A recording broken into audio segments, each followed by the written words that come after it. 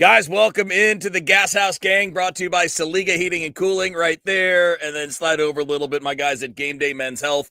They're fantastic, by the way. Check them out, GameDayMen'sHealth.com. Oh, look at that. I'm representing today, Matt. What do you know? There you go. Good looking shirt. I don't ever wear T-shirts for purposes, do I? Never. No, never. I don't ever have coded game going on. Matt Pauley, obviously in Jupiter. I'm here in the sports office at KMOX. We got a lot of baseball for you today. Feel free to throw in comments. We're happy to answer them. So obviously wherever you're watching us, whether it's Twitter, Facebook, YouTube, if you're listening after the fact, podcasting, well, the comments aren't going to reach us in time. So sorry, we don't have that capability just yet. But if you're watching us live right now and you want to throw in comments, questions, opinions, whatever, we can throw those into the mix as well. All right, so Matt, let's just start with this. Very simply put, what's the latest from camp, man? You're down there. You know, you were at the game yesterday, called the game yesterday. You had the workout this morning. What's new to you? What's going on that you're curious about?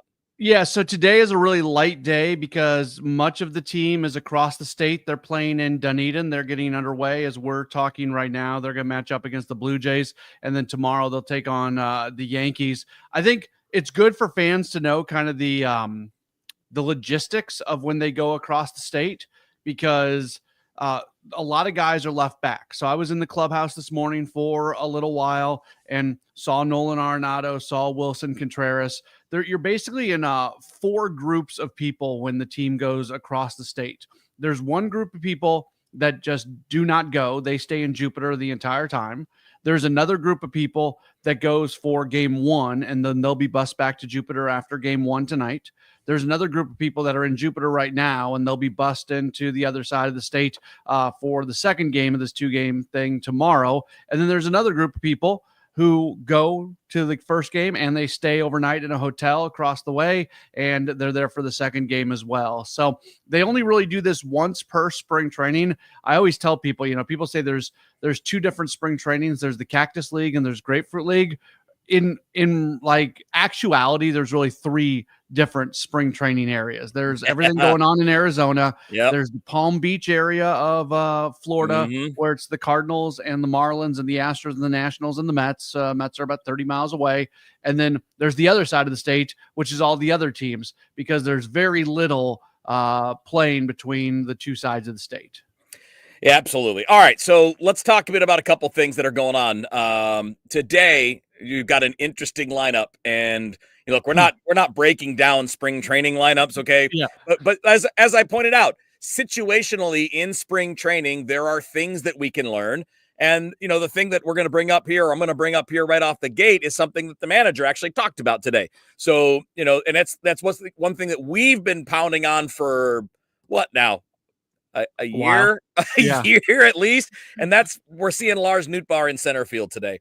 And it's funny because he's in center field while Victor Scott is in left field, which is super interesting. But in reality, it shouldn't be that interesting. Number one, because there's an acknowledgement from Ollie today. And by the way, with the endorsement of outfield coach John Jay, which is also interesting, that Lars is going to get time in center, and he's doing it today, obviously. And I like that. It doesn't mean it's got to be every day. It doesn't mean it's got to be 90% of the time, but just knowing that you have the ability and the willingness on some days to put your best offensive lineup out there. Yeah, I had to laugh. I'm really glad that Lars Nootbaar is in center field, and I want to see Nootbaar in center field. So I'm not upset at the lineup, but the fact that they put Nootbaar in center field on a day that they also have Victor Scott in the lineup and have him out in left field, to me, that's kind of funny because of how much conversation there has been about all of that. And the idea of Nootbaar in center field is not a way to get Victor Scott into the lineup once the regular season gets started. It's a way to make sure that you have Brendan Donovan and Nolan Gorman and Alec Burleson and guys like that. So again, I just think the optics of it are really funny because of how much of a narrative this has been throughout spring training. There's no substance to that. It's just optic level, surface level sort of stuff. But the bigger deal here, Wheels, is this tells us that the Cardinals are willing to play Nootbaar in center field. They are ready to go down that pathway if they are, I think, an offensively run-scoring challenge team as they were last season. Now, I would contend that if this team is scoring a lot of runs and is one of the better National League teams when it comes to run scoring, I think we'll see Michael Ciani in center field. Yeah. But if there is a need, they need to be ready to pivot and go to Nootbaar and center. That's kind of, again, I've come back to this theme over and over and over again, going back probably to 2023 while they were struggling. But, I hit on it a lot last year. It's been my number one overarching theme for this offseason, and that is being adaptable, letting the circumstances you're in dictate kind of how you make certain decisions, play matchups better, play for need better, right? Like, again, if you're going up against a really good right-handed pitcher, put more offense out there. Yeah. Give yourself a chance. If you've got an edge, like say Sonny Gray's going up against a number 5 starter for some other team, and you want to give Sonny some defense behind him, all right. Look, Sonny gives up some fly balls. That's okay. There's nothing wrong with that. And we've talked a lot about it. I know Bernie has too, that you got some guys like Andre Palante that are severe ground ball guys. You don't need elite outfield defense when you've got a severe ground ball pitcher. So the adaptability, I don't think we need to have one way. I don't think this is, okay, Lars has to be your everyday center fielder. That's not how I see it anyway. I see it as figuring out on a given day, what do you need to do? What do you need to do? There are certain automatics, right? Wilson Contreras is going to be an automatic. Mason Wynn is going to be an automatic. I would think that Jordan Walker mostly is going to be an automatic. Nolan Arenado is going to be an automatic. Like, that's what every team is. But then if you look at like the Dodgers, they typically have 3 to 5 guys that are what we're talking about automatic. And then everything else is matchups. Yeah. Everything else is who's playing today, who's pitching against us, what do we need, who needs a day off. And that's how a smart team runs, even a team with a $360 million payroll. Okay, so it's a really important thing that you just said, Kevin, and I want to overtly state this right now, because there are people out there that believe the Cardinals need to be running the same lineup out there every day, and that there is tons of value in guys batting in the same spot, playing in the same position. And I'm not going to sit here and say there's zero value in a guy knowing where he's going to be in the lineup when he walks in the ballpark every day, or, and that's overstating it. The next day's lineup is always texted out to guys the night before. So they literally do know if they're in the lineup or not. Right. But using matchups and using situations to give yourself the best possibility to win, that's what the really good teams do, like you said. I can't tell you how often, and this gets back to we talk about this a lot because, and there's nothing wrong with this, but baseball fans are very insulated. Many baseball fans are very insulated, where they pay attention to their team and they don't pay attention to the other teams. And somebody will complain about something that the Cardinals are doing, and maybe it's something the Cardinals don't even do that well. We're talking using analytics and data and things like that. And my response is always, well, show me a team that doesn't do this, that plays at a high level. I've seen people lately complaining about the fact that, Brendan Donovan might bounce between second base and left field, but be in the lineup every day and things like that, and how much more value there would be in just having that set lineup. And there's just not a lot of truth to that anymore. You have to be able to adapt your team and adapt your lineup to daily situations. All right, let's address this. Is kind of an interesting thing, because this is really kind of what you're touching on, Matt. And Tommy's question, and for those of you listening to us on the radio, Tommy sent us a message that says, are the Cardinals the only team that play most of their players out of position? Well, first of all, Jordan Walker's not out of position in right field. Brendan Donovan is not out of position, whether he's playing second or left or right or first or whatever. Mason Wynn's not out of position. Pajes and Herrera are not out of position. Arenado's not out of position. Gorman changed positions, but he changed positions because there wasn't an opening at the one he was drafted to play, right? So I'm not sure I get this, but I will say this. There are a lot of teams that value versatility, and this is where I can't recommend enough following the rest of Major League Baseball. I can't tell you, Matt, from all my years, I did 10, 11, 12 years of national sports talk radio before I came to KMOX back in 2006. And since then, I've also had the privilege of doing work at MLB Network Radio. So you're talking to people all over the country. These are complaints that fans have everywhere. They all think their own team is the only one. To your point, they all think their own team is the only one that does these things. Every time when I was doing national stuff, every city thinks their manager's an idiot. Right. Every city. With maybe the exception of the teams like LA, where they're winning. So people want Dave Roberts fired. Oh, I know. If you go to Dodgers Twitter over the years, there are people that are hammering Dave Roberts, hammering. Joe Torre used to get endless crap with the Yankees. So no, you're not wrong, man. It's exactly like that. And there's a difference between being out of position. Like, out of position means you're playing a place you shouldn't be playing. Right. And I don't if think you put that Luke exists. and Baker over at third, because that's out of position. Yeah. If you put Nolan Arenado in center or short, he's out of position, right? But these are guys that are capable of playing this. And I know some of this is going to be, Jordan Walker was an infielder and they made him outfielder. Yeah, because he's a better outfield candidate than an infield candidate. He's 6'6" and 260 pounds. There aren't very many third basemen that play at that size. I mean, Nolan, like as an example, like Scott Rowland was 6'5", but he might have been 230. He ain't 260, 265. Guys that big tend to be outfielders or first basemen. And why would you waste a guy that is in the top 20, 25% in sprint speed and in the top 5 to 10% in arm strength? Why would you waste that at first base? Yes. That's a right fielder. You just need to give the guy time to play the position. And the valid criticism is that he should have been playing there from the day he was drafted rather than, right before he moved to the big leagues. That's what I was about to say. And I understand the idea that a guy's been on, something in high school or whatever, and you want to ease their way into pro baseball. So I get that, but they should have made the move quicker than they did of getting him off of third base. He was never going to be a major league third baseman. He just wasn't. It was not in the cards. So people who still say, oh, well, can you put Walker over at third? No, he is not a third. Just because he played third base in high school does not mean he is a major league third baseman. He should not be there. He should be in the outfield. Maybe at some point he plays a little bit of first base down the line.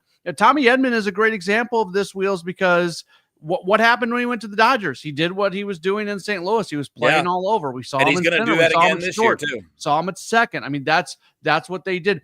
Mookie Betts might be the greatest baseball player walking the face of the earth, and the Dodgers have moved him all over the field, and he has never once been out of position. So we need to get off of this narrative. Yeah, and again, this kind of thing. Yeah, Walker should be at the position he's A, never played, and B, doesn't fit his skill set. Genius. Why? Because he's tall? He's a big target at first base. Come on, dude. Come on. Ridiculous. Absolutely ridiculous. I'm okay with at some point in time in his career, if they want to try to transition him to first base, like that won't bother me.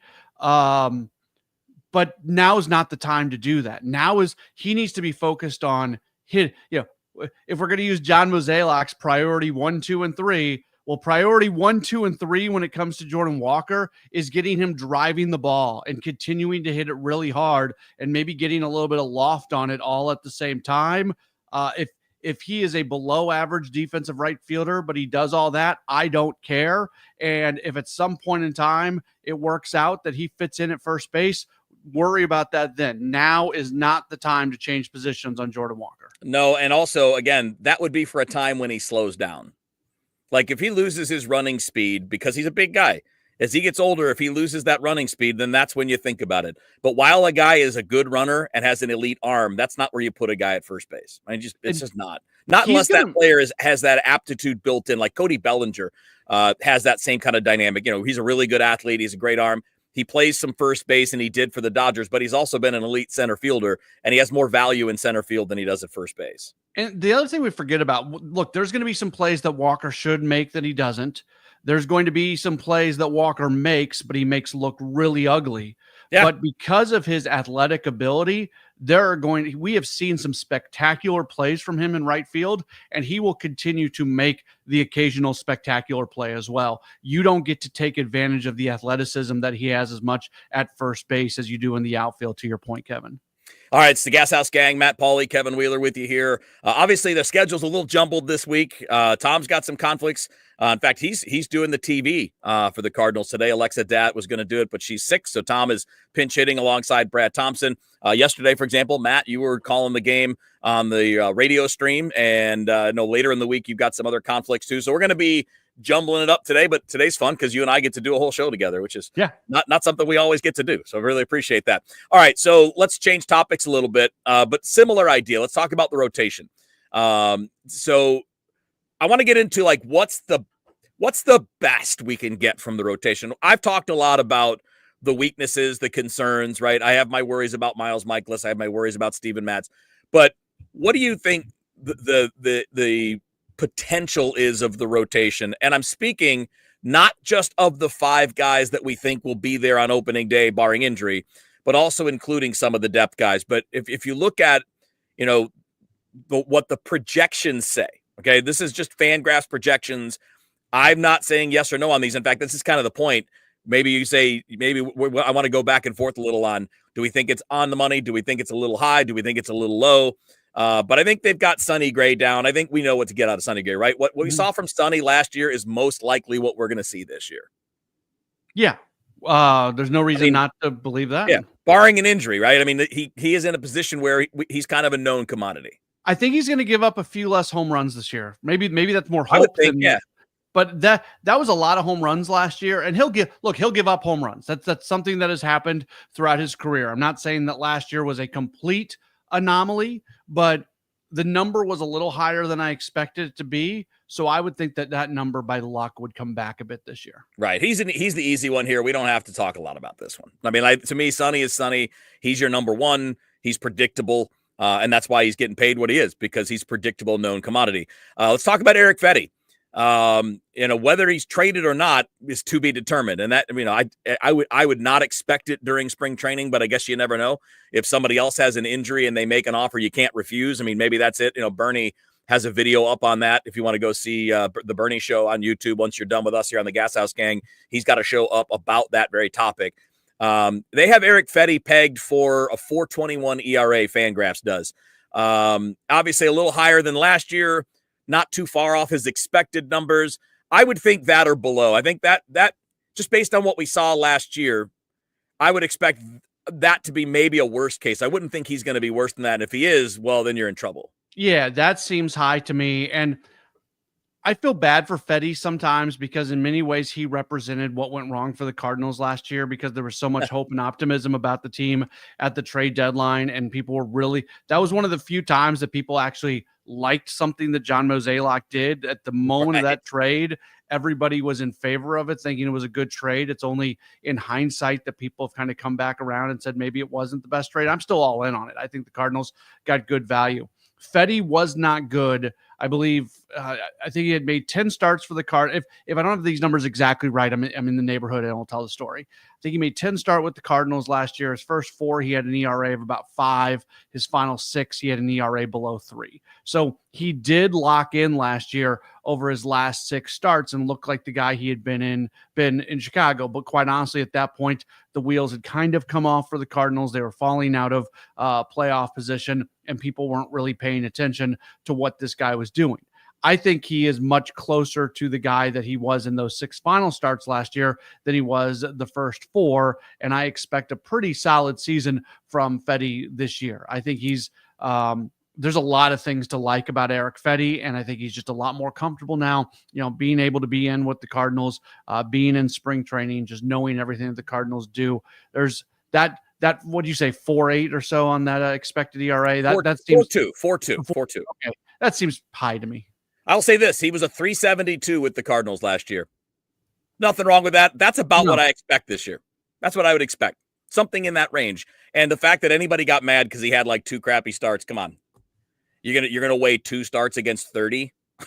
I mean, come on. And if you know anything about pitch characteristics, his fastball ranked in the top 13, 14% in baseball, and his breaking ball ranked in the top 10, 11%. So he's got the stuff to be good. He's going to be fine.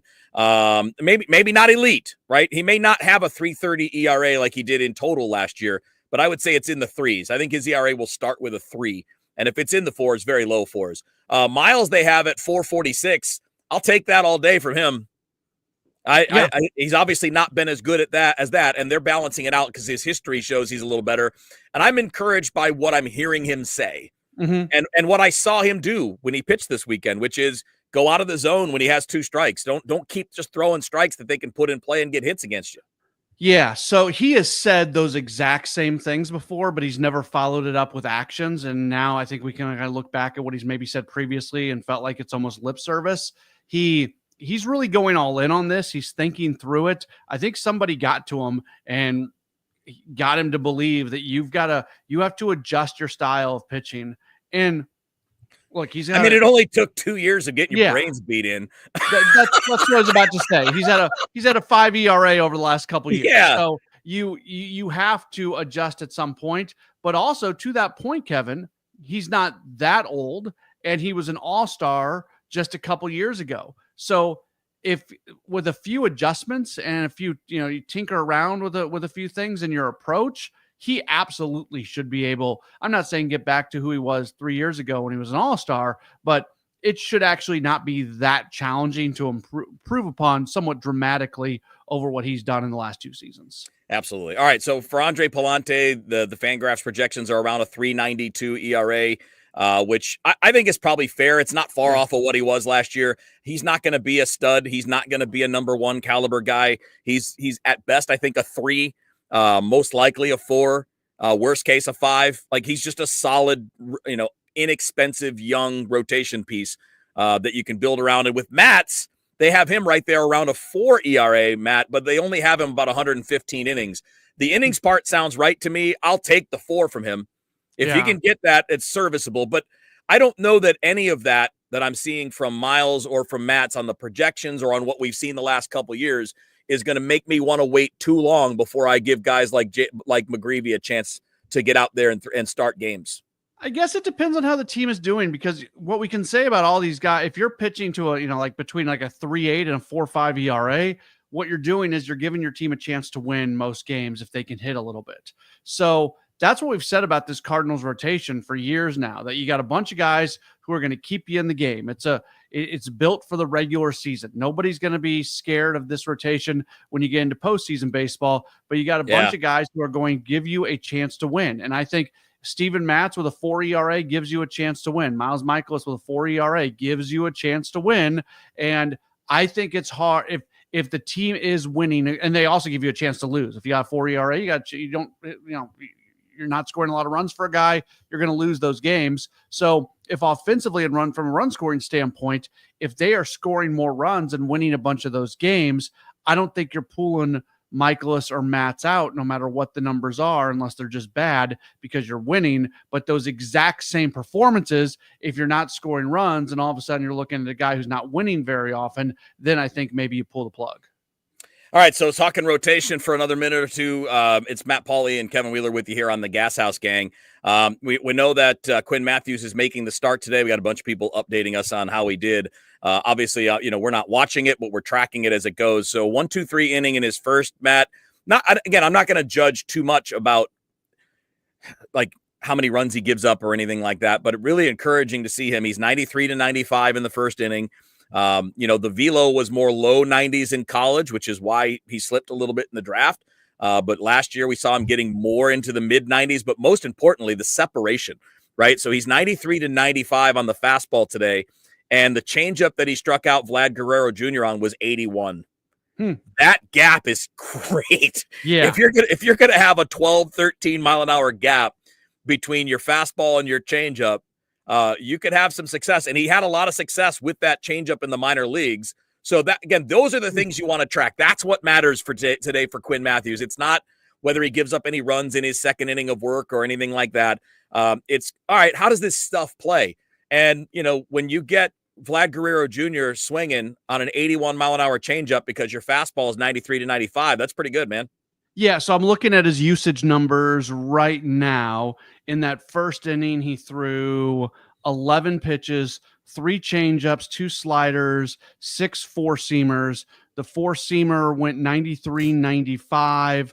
The changeup, his whiff rate on the changeup was 100%. So he got 2 swings and misses on the changeup alone. And like you mentioned, that changeup was sitting at 81. So there's some impressive numbers here. The slider did not get a swing and a miss on the slider. Threw it for a strike 1 out of 2 times. Didn't use it a lot, but there are some numbers that you really like specific to the changeups and the four-seamers. All right, let's do a few things that are here. Let's get to a couple of comments, Matt, and then in the last segment here, we'll talk a bit about the National League and who's actually good. Right. Okay. Not who's potentially good, but like who's knowably good at this point. And I have some thoughts on that. I think there's, to me, some doubt about all of that.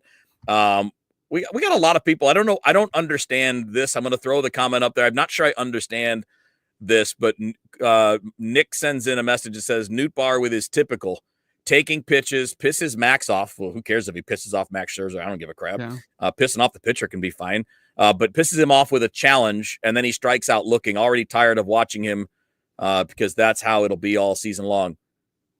What?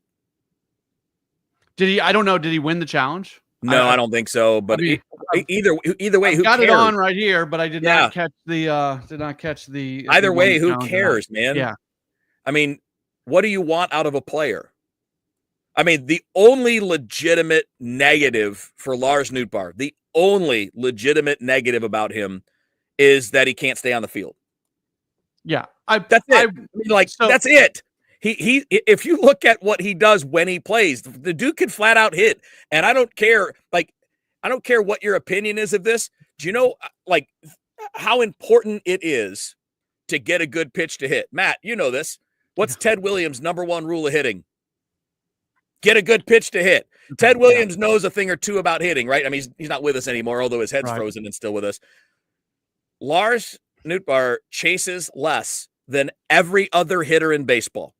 Means he only swings at strikes. He was in the top 1% of all major leaguers last year in chase rate, which means he is not swinging at pitches out of the zone. And he's one of the tops in walk rate. That's good. That's a good thing. Somebody that does that, that's good.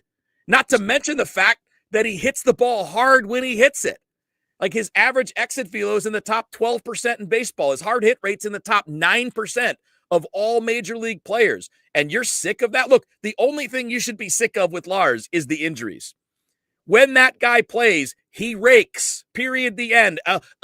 Matt, but batting average. It's not 1980, fellas. Batting average only matters as a component of on-base percentage, and he's a top on-base percentage guy. Relax. I'll play just a little. I'm a Lars guy. I'm very much a Lars guy. That's why we talk so much about wanting him out in center field, because I think him being in the lineup every day is an important thing. The two things I would go with devil's advocate, and one of them you addressed, not only does he have a hard time staying on the field, when he first comes back from getting injured, it takes him a little while to kind of get back going. So he's not at his best during that time. And if you're getting injured 2, 3, 4 times a year, then there's 2, 3, 4 times a year where it's like you're ramping back up. And that's frustrating. I also think, but I mean, that's not just Lars. I mean, that's most players. Okay. When you come back from the injured list, your timing's always going to be jacked up. Sure. And that's, again, connected to his ability to stay on the field. Yes. Now, there is value in the baseball card numbers. You don't just completely 100% dismiss average home runs, RBIs. Like those have a place with everything else. And his underlying numbers are so flippin' good, Kevin. Like they are incredible. And with most players, the underlying numbers lead to like a certain set of baseball card numbers. And I think it's more luck than anything else. I don't think that Nootbaar's underlying numbers have yet to lead to the overall numbers that he could get to. He can be a very elite player in Major League Baseball, and those underlying numbers say he should be there. And that's why I'm even more bullish on the season that he's going to have this year, because at some point in time, those numbers are going to catch up with everything else, and people are going to see just a guy who's playing at a super elite level. Yeah. And I mean, look, man, no, I agree with Nick. We all agree on this. If you get hurt, that's a bad thing, but there is nothing to dislike about how he hits, about his approach, about how hard he hits the ball, nothing. So just to give you some context, because people that follow baseball are bad at context. He's not a superstar, but he's a really good, inexpensive player. He's the kind of player that winning teams have and need. So for his career, he's been 15% better than major league average. What do you think Willie McGee was in a Cardinals uniform, Matt? Probably less than that. He was league average. Okay, yeah. He was 1% below average compared to the era, compared to the league. And Nootbaar's 15% above average. One guy's a legend, and the other one, we got people like, I don't like him. He can't hit. Like, you've got to put things into context, man. And I bring up the 80s teams because everybody talks about the 80s as if they were flawless and perfect. They were not. It was a great team for its era, and it had great strengths, great defensive team, great base running, great pitching, and at times, important, guys took important big at bats. But like, you got to have the understanding of how does someone rate compared to the peers that they're playing against, because the guys in 1985 weren't playing against 2025 players, and the guys playing now weren't playing under the circumstances of 1985. It's not very difficult to look at this stuff. It's not difficult to do 10 seconds of homework. And Thomas, I know you're kidding, but that's not a knock on Willie. No, it's not we at love all. Willie. Yeah. He's a legend for a reason. Yeah. He's a legend for a reason. He deserves it. That's not the point.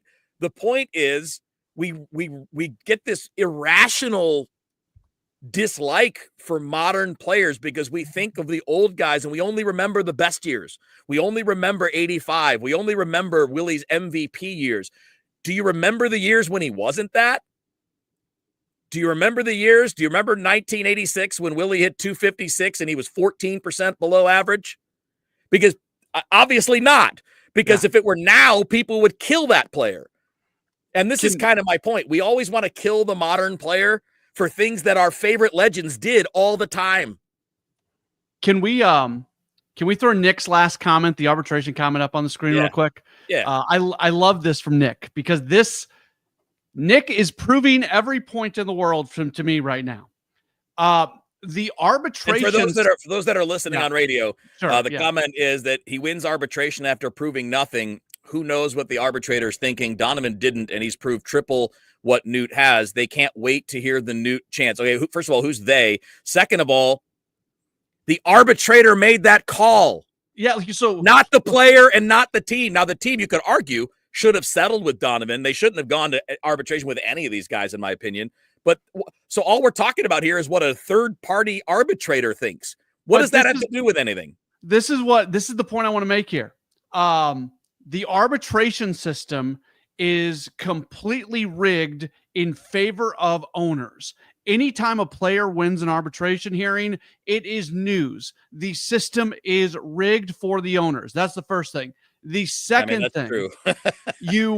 they don't really use advanced numbers and things like that. In fact, there's even rules about what you can use and what you can't use. And we sit here and we call Lars Nootbaar a StatCast darling, and we talk about all the underlying numbers and things like that. So there's assumption that that's what's used to argue his point. No, none of that. The information that actually would very much supplement the idea that Lars Nootbaar deserves to win arbitration. Much of that information wasn't even used in the hearing, and yet he still won. So he won against a rigged system, and he won using information that did not tell the whole story in his favor. So perhaps people should look at that decision and actually see the value in Lars Nootbaar. And finally, this is the last on this because Nick followed up. The front office are the ones that can't wait to hear the chants. That's true. But if they love him so much, why'd they go to arbitration with him? Why didn't they just settle? Why didn't they just pay him more? They lost in arbitration, and they bet against him, and he won because the arbitrator sided with him. I just don't understand the criticism is all I'm saying, man. Like the only real fair criticism is that he's been hurt too much, and he's got to figure out a way to stay on the field. If he doesn't, then he will never live up to that potential that we're talking about. It's the Gashouse Gang, Matt Pauley, Kevin Wheeler. We only have a few minutes left, Matt. Let's just do this quick. We don't have to get super deep, but how many teams in the National League would you argue today are definitely good? Like definitely good. Like no chance they're going to be middling. No chance they're going to be, a team that falls into the tank, but like absolutely unequivocally, definitely good. Dodgers, Phillies. Can we assume health? Can we assume health? Well, we're gonna assume relative, right? Because everybody's gonna have something. Just assuming that like no superstars go down. So like, okay, so the Dodgers don't lose Ohtani, right? Okay, like things like that. Dodgers, Phillies, Braves, and I want to put the Mets in there. This Manaea and Montas stuff from the last week is giving me pause on that. But those are my 4. Yeah. So who you said? The Dodgers, the Phillies, Braves, and Mets. Braves, and Mets. I'm gonna add a team, and I might subtract one. Okay. Arizona's really freaking good. Arizona's really good, Matt. They had a good offseason. They are the best defensive team in baseball. They have elite defense all over the field, infield, catcher, outfield, you name it. They added Corbin Burns to the rotation that was already good. They've got a really nice bullpen. And what they did last year was, even with a guy like Corbin Carroll having a down year, if Corbin Carroll just has a decent year, I love Arizona. In fact, I like Arizona better than I like the Mets. I'm a bit of a Mets truther. I'm not buying the hype. The rotation is already in shambles. Manaea sounds like a minor injury, but he's already not going to be ready for the start of the season. But it's an oblique. That sticks around, Kevin. No, I know. That's my point. And the only way to rest that is to shut it down, which means when Manaea returns, he's starting all over at 0. Yeah. Frankie Montas is going to miss a lot of time. He's going to miss at least April and probably a big chunk of May. So in your rotation, you've got Kodai Senga, who was hurt a lot last year. What did he throw? How many innings did he throw last year? 5 innings. You got David Peterson, who the Mets have never committed to because they don't think he's a major league starter. You got Clay Holmes, who has never been a major league starter. You've got Paul Blackburn and Griffin Canning. Those are their Miles Michaelis and Steven Matz. That rotation stinks. I don't know why they haven't just gone and signed Jose Quintana yet. They got connection with him to that's the guy who's sitting out there that you could just stick in there. But I think those issues are going to work themselves out, and I think that they will go find people that can. You say you're a Mets truther. Yes, to a degree. I'm a David Stearns guy. I think he's a really, really good executive, and they've got the hard pieces in place to be good. I think they can go get some other things. So I do believe in the Mets. I mean, I think what's going to carry them is the top of their order, right? I mean, Lindor, Soto, and Alonso. Nimmo is kind of neither here nor there. A little bit of Nootbaar there, a guy that has similar skill set but is always hurt. I'm not sure I believe in Vientos, and he's a bad third baseman. Jeff McNeil's washed. Jesse Winker is Jesse Winker. I don't know yet what Francisco Alvarez is, and maybe he's the wild card because I think he's a super talent, but not established himself. Jose Siri can't hit. I'm not sure their lineup is any good beyond the top 3. And even Pete Alonso has shown signs of decline the last couple of years. And I'm not saying they're not good. I'm not sure they're as good as people think they are. I would right now rank them easily 3rd in the division. And to me, the best team in the East by far is Philly. The best non-Dodgers team in the National League is the Phillies. I agree with that. Yeah. And I mean, their rotation is stupid. Like, I would actually argue 1 through 5, their rotation is probably better than the Dodgers. Now, maybe not 1 through 8 or 9 because the Dodgers have extra, but Zach Wheeler, Aaron Nola, Christopher Sanchez, Ranger Suarez, Jesus Luzardo, that's a damn good rotation. That's a lot of swing and miss. That's lefties and righties. I'm a little less sure about their pen because I don't know what Jordan Romano is, but they're going to hit. And they always go get guys for the pen if they need it. So here's one for you. Where in their rotation, if Sonny Gray is the Cardinals' number 1, where would Gray slot in to the Phillies rotation? Oh, he could be 2 or 3. I think he's as good as Aaron Nola. I don't think there's a big difference there. The difference though is that they have 3 or 4 guys near that level. Right? I mean, Suarez and Sanchez. I like Sanchez. Around that. Yeah, I do too. Sanchez a lot. And I like Luzardo. Luzardo's got ridiculous stuff. Now, here's the thing though. I love the Braves, and I know we're running out of time, so we'll cut this off in a second. I love the Braves. I just don't know how well they can survive until Acuna and Strider are back. I think they're good. They're fine, but with those guys, they become outstanding. Without them, I think they're a little bit short. When I said, do you assume health? That's kind of what I got to. The Braves at full health are an elite team in the National League. God, yes. If you've got a healthy Strider and Acuna, they're right there with the Phillies and Dodgers, I would argue. I mean, and no question. Yep. But the problem is that even a healthy Acuna means he's still not 100%. Because remember, the year he came back after his knee surgery last time wasn't that great. It was only okay.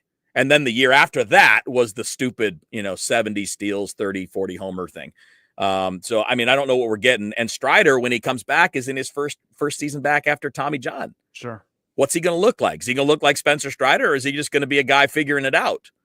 I love the Braves roster. I think they're loaded. I think Austin Riley has a massive bounce back year. Huge fan of Austin Riley. I think he's going to hit 40, 45 bombs. But I think that there's a little concern there about what they're going to end up looking like if those guys aren't top level. And the Braves will be good. They'll figure that out. They've got good talent. But really, that's kind of my point is I think we have two for sures, Dodgers and Phillies. Sure. We have the Mets, the Braves right after that as, if everything's right and they can get healthy, they're probably really good.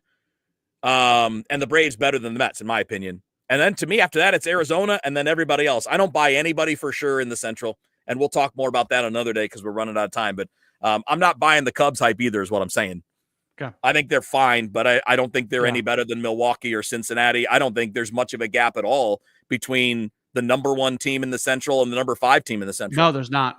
Definitely the closest relation from top to bottom, whatever order it goes in. All right, we went a little long, but that's too bad. We'll have to figure that out later on down the road. Matt, have a good day down in Florida, buddy. We'll catch up with you again a bit tomorrow. Everybody else, thanks for tuning in. We appreciate you. This has been the Gashouse Gang.